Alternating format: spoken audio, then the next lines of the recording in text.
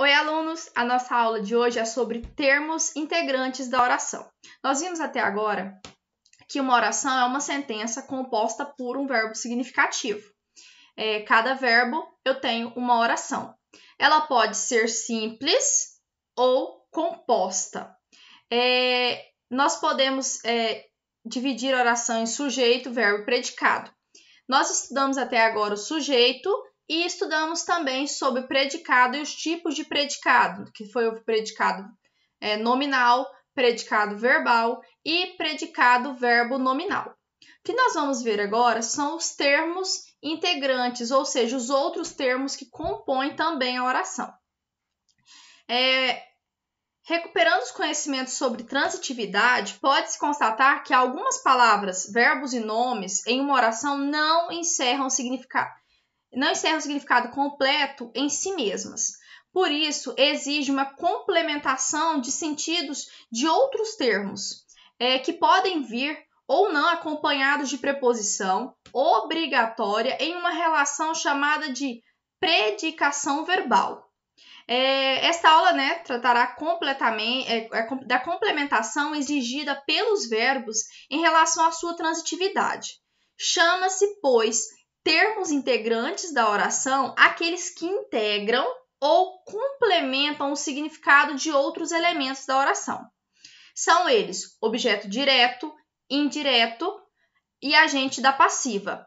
Relacionado ao verbo, nós temos complemento nominal ligado ao nome. Essas funções podem ser representadas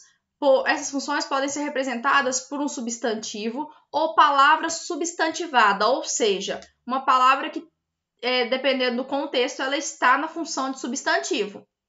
Normalmente ela não seria, que é o caso de um pronome, um numeral ou mesmo uma oração. Uma oração pode ter, às vezes, o sentido de substantivo. Vamos lá.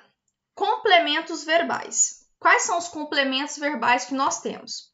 Nós temos o objeto direto e o objeto indireto.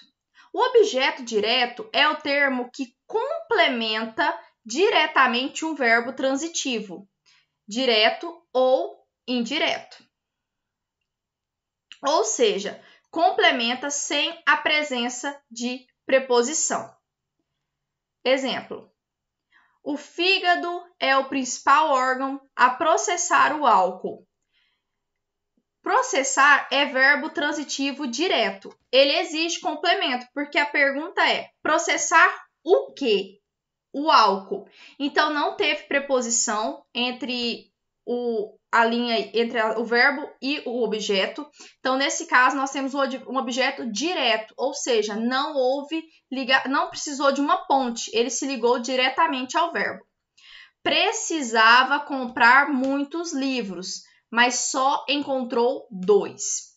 O verbo precisar é um verbo, o verbo precisava comprar, nesse caso aí, o comprar, ele vai falar o quê? Muitos livros. Então, nós temos aí um objeto direto. Por quê? Comprar o quê? Muitos livros. Não teve nenhuma preposição, ligou diretamente, objeto direto. Mas só encontrou 2. Encontrou, nesse caso, a pergunta não vai ser nem o quê? Vai ser quantos? 2. Então, não tem ligação, objeto direto. As mães disseram que as crianças deviam brincar no jardim. Disseram, verbo transitivo direto. A pergunta é: disseram o quê? Que as crianças deveriam brincar no jardim. Esse é um caso de quando a oração ela tem uma função substantivada. Pronomes oblíquos o, a, os e as exercem a função de objeto direto, mas os pronomes me, ti, si, nos, vos podem exercer a função de objeto direto ou indireto, a depender da transitividade do verbo a que se referem. Exemplos: eu o vi assim que cheguei. Então, eu vi quem? O o está, nesse caso, sendo o objeto direto do vi. Ele veio antes, devido à regra da língua portuguesa, mas, nesse caso, ele é o objeto direto. O, porque ele está substituindo alguém, um nome de alguém, certo? Ou de um objeto. Não tive oportunidade de cumprimentá-la. Verbo transitivo, cumprimentar a quem? A ela. Esse lá está trocando, né? Está substituindo ela. Então, nesse caso, ele é o objeto direto. Ele me abraçou afetuosamente. Abraçou a quem? A mim, né? Ele me abraçou. Então, nesse caso, o abraçou é um verbo transitivo direto que exige o objeto direto me. Em alguns casos, um verbo transitivo direto pode ser complementado por um termo acompanhado de preposição. Esse complemento chama-se objeto direto preposicionado. Veja as situações em que pode ocorrer. Para evitar ambiguidade. Ambiguidade é quando você tem algo que pode ter dois sentidos. Principalmente em caso de inversão ou comparação. Exemplo. Na savana, matou o caçador ao leão. Então, nesse caso, nós precisamos usar o... Então, na savana, matou o caçador ao leão. Então, quer dizer o quê? Matou quem? O caçador. Mas, para evitar a ambiguidade, colocaram o ao, que é a preposição a mais o, e que deu uma contração, e para falar que foi o caçador e não o leão. Ao povo, enganou o político desonesto. Enganou quem? O povo. Só que para não dar uma situação de ambiguidade, porque se colocasse o povo, trocava por sujeito. Então fez o quê? Colocou ao. Então enganou quem? O povo. Por isso que tem esse objeto proposicionado. Ela considerava o irmão como ao filho. Ela considerava quem? O irmão. Da mesma forma como ela considerava o filho. Para exprimir ideia de reciprocidade com clareza. Exemplo. Abraçaram-me uns aos outros. Então, vamos lá. Então, aí, para falar que abraçou um e o outro, colocou aos outros. Então, usou a preposição. Não está perguntando de quê. A pergunta não é com preposição. É por isso que tem essa diferença entre objeto direto preposicionado e objeto indireto. Abraçaram a quem? Uns aos outros. Então, não está falando de quê, não está fazendo uma pergunta com preposição. Está fazendo uma pergunta sem preposição. Lembrando que eu falo uma pergunta mental, tá? Não é a pergunta que está aparecendo aí, não. É a pergunta lógica da sentença. Para distinguir o objeto direto do sujeito no caso de inversão. Então, às vezes, acontece da oração estar invertida, aí faz esse sentido de usar o objeto direto preposicionado, que é o caso. Ao pai é quem não engana. Não engana a quem? Não engana quem? O pai. Ao pai, então, colocou dessa forma porque está invertida. Com o pronome relativo quem, cujo antecedente está explícito. Caso o antecedente não seja expresso, a preposição é facultativa. Era a pessoa a quem ela amava. Então, era a quem ela amava. A pessoa foi falada anteriormente, então a preposição ela é facultativa, ou seja, pode ou não usar. Para efeito enfático, ou seja, para dar força ou estilo. Como beber dessa bebida amarga? Então, como beber o quê? A bebida amarga. Então, para dar um estilo, ele coloca uma preposição e causa um objeto direto preposicionado. Com substantivos próprios ou relativos a pessoas, principalmente na expressão de sentimentos. Amar ao próximo como a si mesmo. Amar a quem? amar ao próximo. Então, nesse caso, objeto direto, quem? O próximo que você vai amar. A mãe amava a Lúcia com devoção.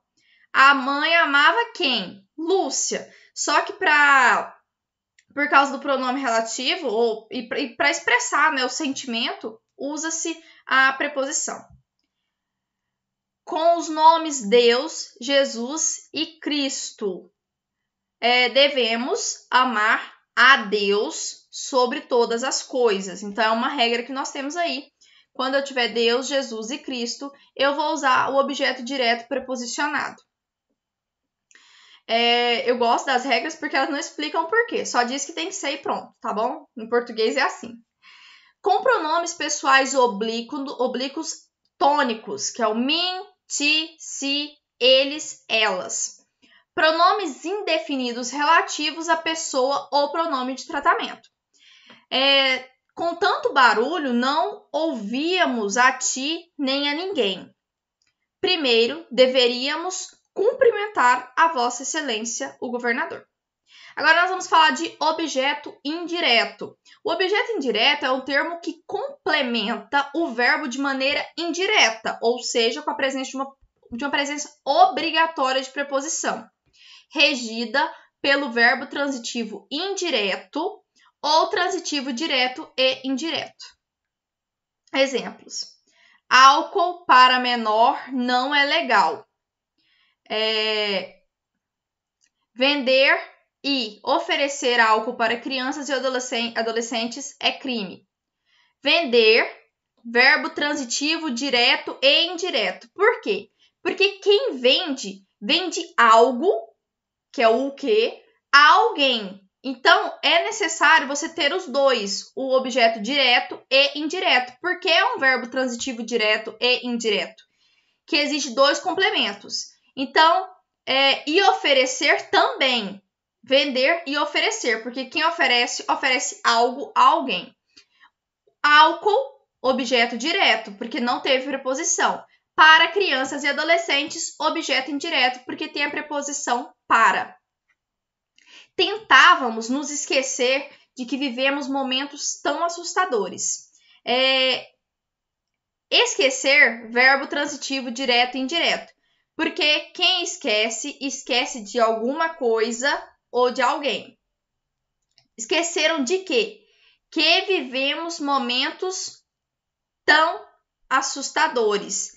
Que vivemos momentos, objeto indireto. Porque esqueceram de quê? Que viveram esses momentos. Que tipo de momentos? Assustadores. Não visava somente o lucro. Verbo transitivo indireto. Não visava somente ao quê? A quê? Ao lucro. Então, nós temos aí uma preposição entre o verbo e o objeto. Nesse caso, objeto indireto. Os pronomes lhe e lhes exercem a função de objeto indireto, além de me. Eu adoro isso aqui, porque fica me, te, se, nos, vos. Parabéns, né, gente? A piada do vídeo. Dependendo da transitividade verbal. Exemplos. Entregou-lhes o envelope. Entregou-lhes, entregou, verbo transitivo direto e indireto, porque quem entrega alguma coisa, entrega também a alguém. Então, se você entrega a alguém, você também precisa entregar alguma coisa. Então, entregou-lhes. Então, lhes é o objeto indireto. E envelope, objeto direto. Contaram-nos que todos os transtornos seriam reparados. Quem conta algo a alguém. Então, é verbo transitivo direto e indireto. E o nos, nesse caso, é o objeto indireto. Para efeito expressivo de ênfase, tanto o objeto direto quanto o indireto podem aparecer repetidos na oração. Esse termo chama-se objeto direto ou indireto pleonástico. Pleonasmo a gente já sabe que é quando repete algo. que deve vir no início da oração e ser retomado por um pronome oblíquo relacionando-se com o verbo. Meus livros, guardo-os ordenadamente na estante. Meus livros, o que eu guardo? Meus livros. Então, é um verbo transitivo direto. Então, para fazer a sentença, repetir o objeto, guardo-os. O que você guarda? Os livros. Então, nesse caso, que é um objeto direto pleonástico, ok? Aos filhos, não lhe poupava cuidados. Então, poupava é um verbo transitivo direto. E o objeto indireto é porque poupava a quem? Lhes, né? Aos filhos. Então, como já foi citado aos filhos antes, aí precisou repetir, então nós temos um indireto pleonástico, ok? Agora nós vamos falar sobre complemento nominal. Complemento nominal é o termo que integra ou complementa o significado de um nome, de um substantivo, de um adjetivo ou de um advérbio. Ele é sempre acompanhado de uma preposição, por uma preposição que varia de acordo com o nome que exige o complemento. Por exemplo, tenho a impressão é substantivo, de que já os conheço de algum lugar. Então, nesse caso, qual é o complemento? A impressão, nós temos ali um objeto, né? Tenho o quê? A impressão. Então, nós temos um objeto direto e de que já os conheço. Por quê? De que já os conheço não está relacionado ao verbo, e sim ao substantivo impressão. Então, nesse caso, complemento nominal. O álcool é prejudicial à saúde. Álcool, nós temos um verbo de ligação, porque nós vamos ligar o álcool ao restante da sentença. Prejudicial é adjetivo. Mas o que é prejudicial? É prejudicial a quê? A saúde. Então, a saúde está complementando o adjetivo e não o sujeito. Então, por isso que ele é complemento nominal. Ele está complementando um nome. Eles moravam longe da escola. Longe é um advérbio. E para complementar, longe do quê, né? E aí, como o longe é um nome, então nós temos um complemento nominal da escola. Ok?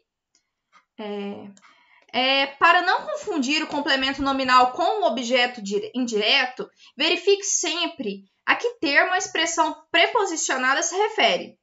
Lembrando que o complemento nominal sempre vem preposicionado, assim como o objeto indireto. O objeto indireto complementa um verbo e o complemento nominal integra o significado de um substantivo, de um adjetivo, de um advérbio. Ou seja, no complemento nominal é só para complementar um adjetivo, um advérbio ou um substantivo.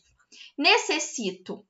Necessito de quê? Então, se é um verbo transitivo, indireto, de sua ajuda, vai ser um objeto indireto, porque está complementando o verbo. Tenho necessidade. Agora, o necessidade é um substantivo.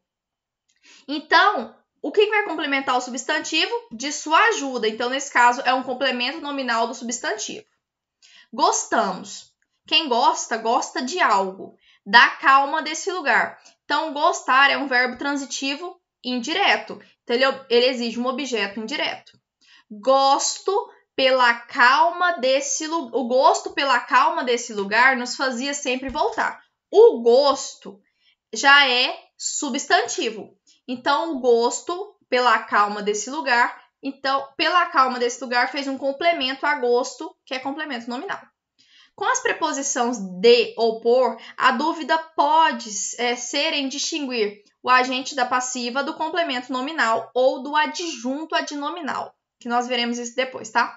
Nesse caso, lembre-se de que o agente da passiva indica o ser que executa a ação por um verbo na voz passiva, ou seja, cujo sujeito é paciente, pois sofre ou recebe a ação verbal. O professor estava cercado de alunos. Professor é um sujeito paciente, porque ele recebe uma ação. E alunos, nesse caso, não é complemento nominal, é agente da passiva, que eu vou ver no próximo vídeo. No próximo vídeo eu vou falar para vocês. A comoção dos alunos sensibilizou o professor. A comoção é um substantivo, e de quem? Dos alunos. Esse complemento da palavra comoção é adjunto adnominal, porque vem junto ao nome. Então, se vem junto ao nome, não é complemento, e sim adjunto adnominal. Muito obrigada, espero que vocês tenham entendido. Qualquer dúvida, eu estou à disposição. Fiquem com Deus.